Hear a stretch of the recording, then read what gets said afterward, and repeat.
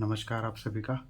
आशा करता हूँ कि आप सब बहुत ही खुश होंगे अपनी ज़िंदगी में और बहुत ही अच्छा कर रहे होंगे और आपके घर वाले सभी ठीक होंगे।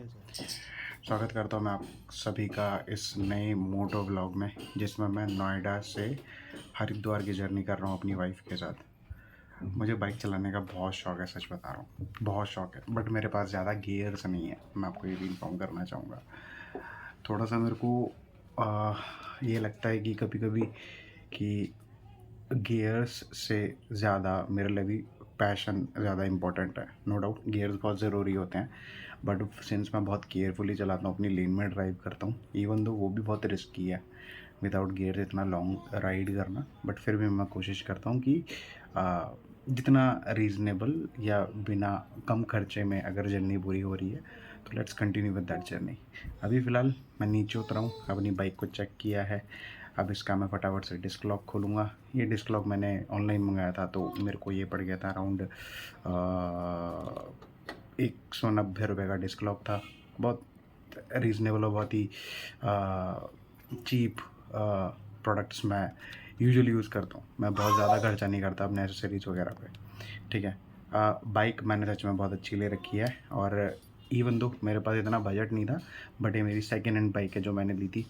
और वैसे इसका जब मैंने प्राइस पता किया था, नई बाइक जो है 2.25 लाख की थी, तो वो थोड़ा मेरे सच में आउट ऑफ बजट थी, तो मैंने सेकेंड हैंड ली।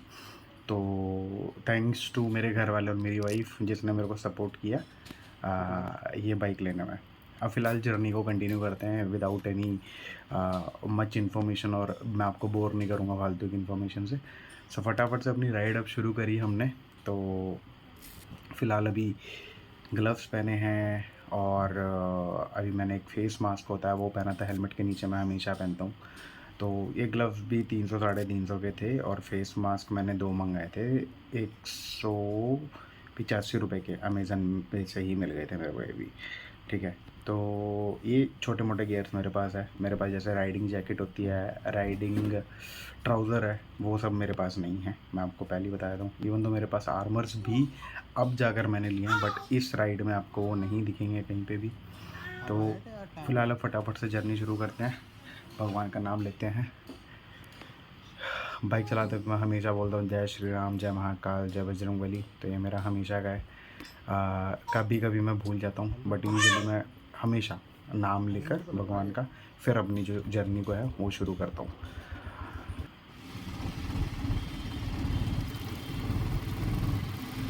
फ़िलहाल अपने घर की गली में से मैं निकल चुका हूँ। नोएडा से ये जर्नी शुरू हो रही है और ये हरिद्वार में जाके ख़त्म होगी। तो साथ के साथ मैं बताता चलूँगा आपको कि रोड की कंडीशंस कैसे रही, और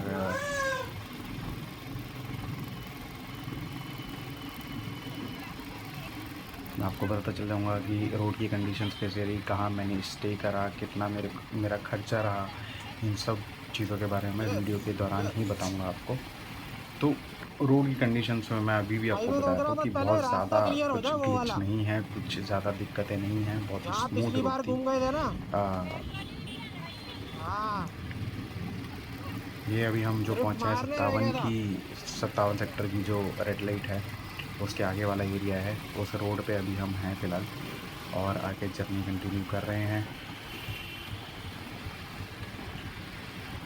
और हरिद्वार क्योंकि ये शायद मैं पहली बार जा रहा था उस वक्त, या फिर दूसरी बार जा रहा होऊंगा मैं, जो मेरे को एक्चुअल में याद नहीं है।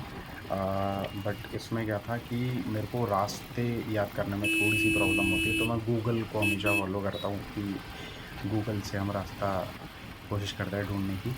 तो यही रास्ता उसने मेरे को राउट करके बताया था कि 57 से होते हुए निकलो, और फिर आप जो है आपका ये 62 से होता हुआ जाता है। 62 भी एक नोएडा का ही सेक्टर है, तो वहाँ से होते हुए हम निकले थे।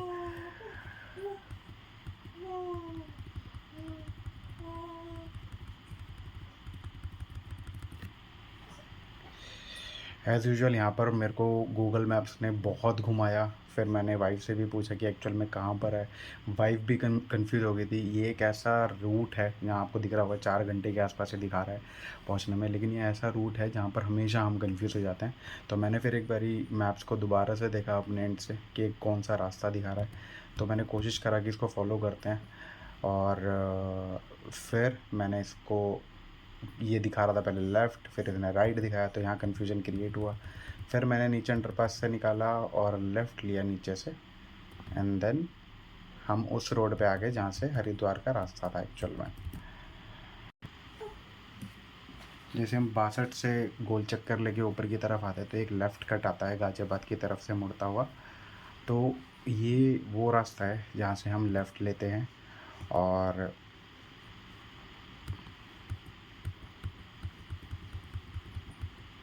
यहीं से अपनी जर्नी को कंटिन्यू करते हैं।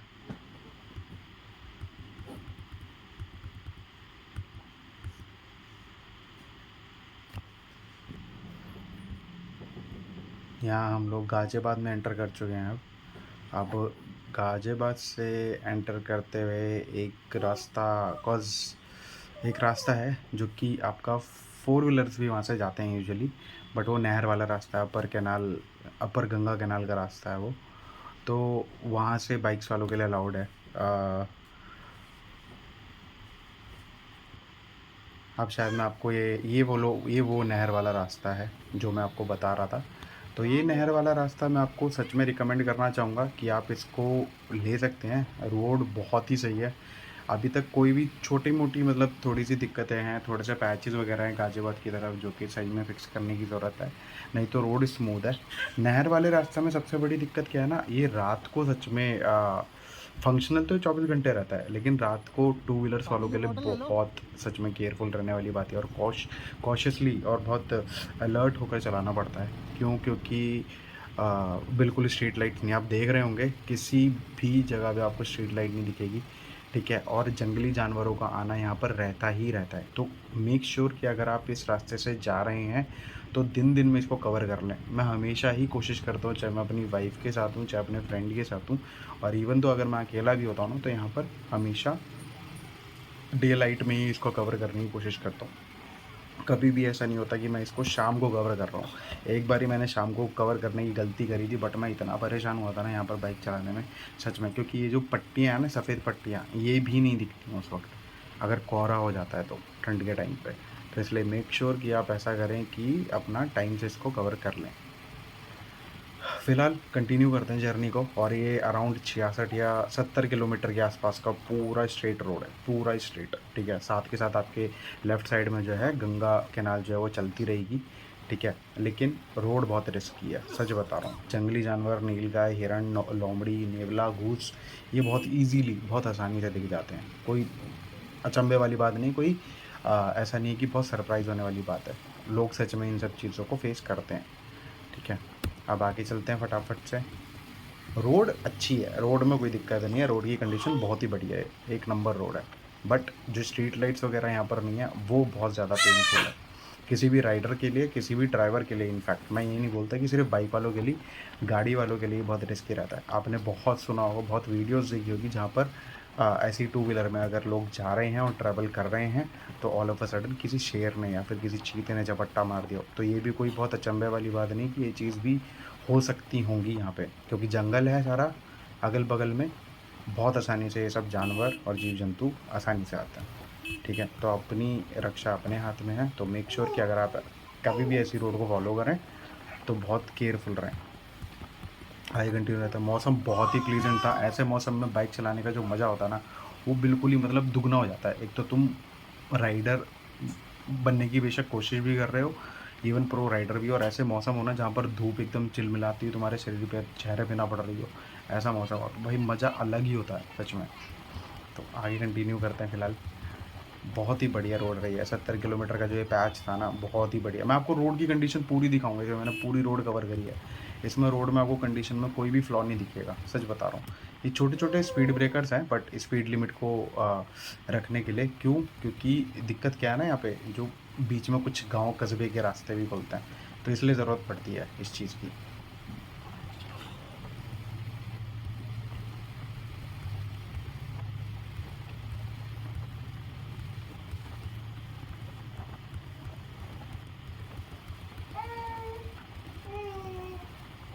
मतलब सच बता रहा हूँ यार, ये नहर वाला जो रास्ता है ना, मतलब ये बहुत ही अच्छा लगता है यार। जब इस पर बाइक चलाते हो ना, तो ऐसी खुली रोड तुम्हें मिलती है, ये जो ग्रीनरी होती है ना अगल बगल में तुम्हारे, सिर्फ खुली रोड है ना, और ये दिन के टाइम पे जितना अच्छा लगता है ना, और जितना प्लीजेंट वेदर ये लगता है, उतना ही डरावना हो जाता है रात के टाइम पे भाई। तो मतलब बी केयरफुल वाइल राइडिंग और driving any vehicle on to this road, right.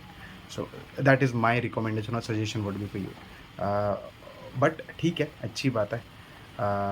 मुझे अच्छा लगता है यहाँ पे चलाना। uh,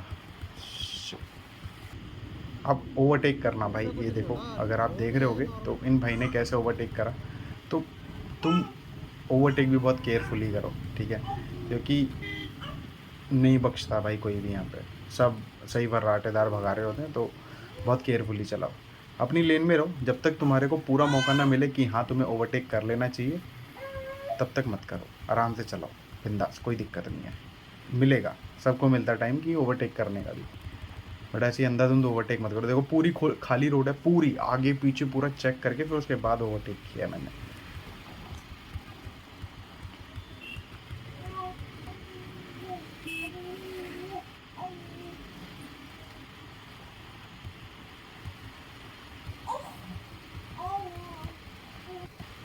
ये देख रहे हो, अब यहाँ पर आपको वाइट पट्टियाँ भी नहीं दिख रही होंगी, अगर आप देख पा रहे हो क्लियरली, तो यहाँ पर आपको वाइट पट्टियाँ भी नहीं दिखेंगी। तो ये एक बहुत ही ना, मतलब थोड़ा सा ना बहुत डेंजरस एरिया हो जाता है, और बहुत जो सिचुएशन हो जाती है ना, बहुत क्रिटिकल हो जाती है यहाँ पे, कि मतलब एक तुम्हारे को वो फॉलो थ्रू लाइंस भी नहीं दिख रही हैं जिनको आपको फॉलो करना चाहिए, ठीक है। तो ये बहुत ज़रूरी है, सिर्फ फौरे के टाइम पे ही नहीं, घुप अंधेरा होता है ना, और मान के चलो कि आपकी जो बाइक है, आपकी गाड़ी की लाइट है बहुत डिम है, ऑल ऑफ अ सडन एक ही गाड़ी की वो जल रही हो हेडलाइट, ठीक है, और बाइक की तो जल ही ना रही हो, तब किस चीज़ को फॉलो करोगे। तो उस मोमेंट पे ना वो लाइट्स जो स्ट्रिप्स होती हैं ना, वो बहुत ज़रूरी होती हैं।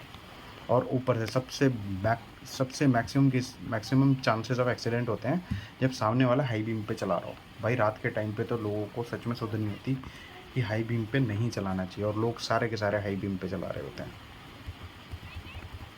बहुत डेंजरस होता है यार चलाने में, मतलब आप लोग भी बहुत वाकिफ़ हो गए इन सब चीज़ों से, तो मैं आपको ये रिकमेंड करूँगा, तो be careful while riding on such roads, ठीक है।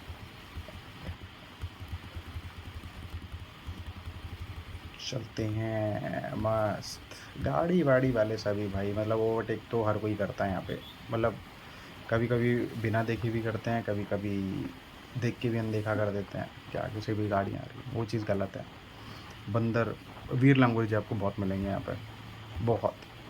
और मैक्सिमम चांसेस ये है कि ऐसे मोड़ पे मिलेंगे जहाँ पर केले वेले मिल रहे हों, तो ये इन्होंने टारगेट सेट कर रखे हैं कि भाई इनको केले ला के दो, खिलाओ।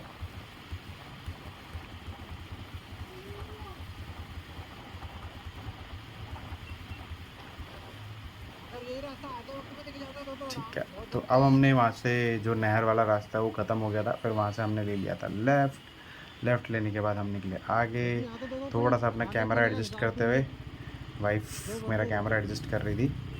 फिर उसके बाद हमने आगे कंटिन्यू करी जर्नी, और यहाँ से हमने जब लेफ़्ट लिया था, ये था आपका रुड़की के लिए लेफ़्ट। रुड़की का रास्ता भी बिल्कुल सही था, कोई दिक्कत नहीं थी पूरे रास्ते through out the journey, road बिल्कुल सही थी अभी तक, और आगे भी रोड सही ही रहेगी, इतना मैं आपको पहले ही बता देता हूँ।